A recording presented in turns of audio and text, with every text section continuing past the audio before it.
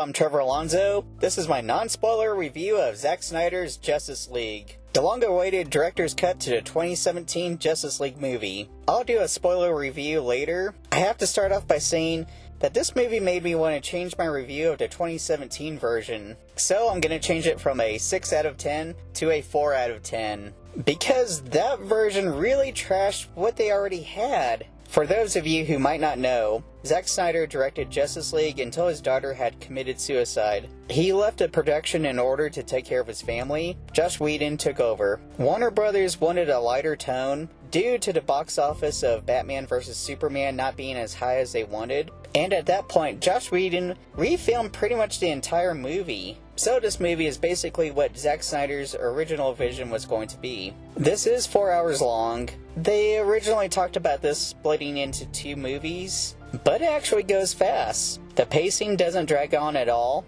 I do have to say, some scenes and lines I'm a little surprised were actually still in this version. Some of the jokes I really thought were Joss Whedon jokes turned out to be Zack Snyder jokes, but done better here, mainly because of where it's edited in. The main plot is basically the same. After the death of Superman, a new threat is coming to Earth, in the form of Steppenwolf.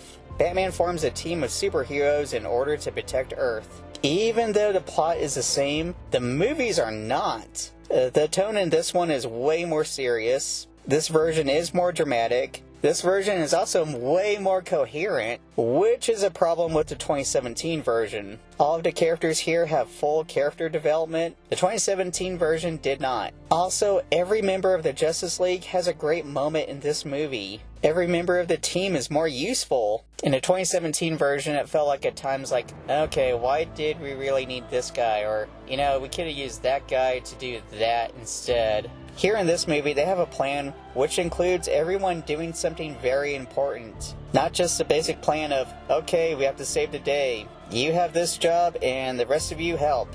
I have to say, every character in the 2017 version was robbed. The biggest character that was robbed was Cyborg. In this version, he really is the heart of the movie. In the 2017 version, he's reduced to a side character. This is one of the reasons that made me like the 2017 version less. The Flash is another character that had so much cut out. Here he has a better introduction scene. He does so much more in this movie. Without giving out any spoilers, one scene that was changed for the 2017 version seemed to make him a joke compared to what he does in this movie. Aquaman gets way more to do in this movie and seems more serious. Wonder Woman is more of a warrior in this movie. Also, she's not romantically linked to nearly everyone. In this version, she seems like she's nearly as powerful as Superman. Superman is in this version less, but used a lot better. The CGI mouth is gone. Without giving anything away, he is stronger in this movie. Batman is even better in this movie.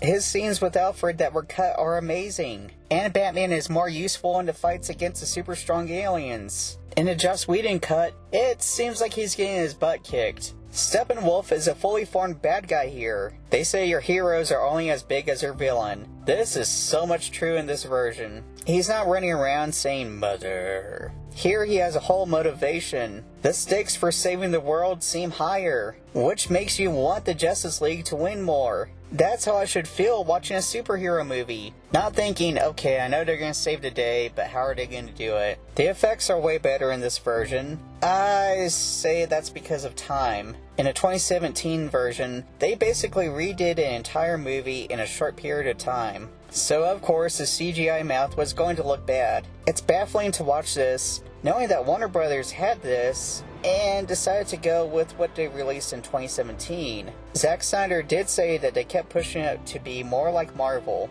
or to add more jokes. I think it's horrible that they took advantage of Zack Snyder leaving to make a lesser film. And it's weird because some scenes were refilmed just to cram in one joke, which this version had jokes, just in the right places, or not so many in one scene. The score is amazing here. Tom Hulkenberg brought so much feeling into this movie. They say you can lose a movie with a bad score. No offense to Danny Elfman, but this was the right music to tell this story. I still love the 1989 Batman score, but it doesn't belong here. This is a great film. Too bad there are setups for future movies we might not get. These scenes were part of a plan for sequels or solo movies. I am still hopeful that one day Zack Snyder might finish these planned movies. I do understand it was a giant task just to get this movie out, and I'm glad Zack Snyder got to put this movie to rest, since it was so connected and personal to him and his daughter. This movie was dedicated to Autumn Snyder,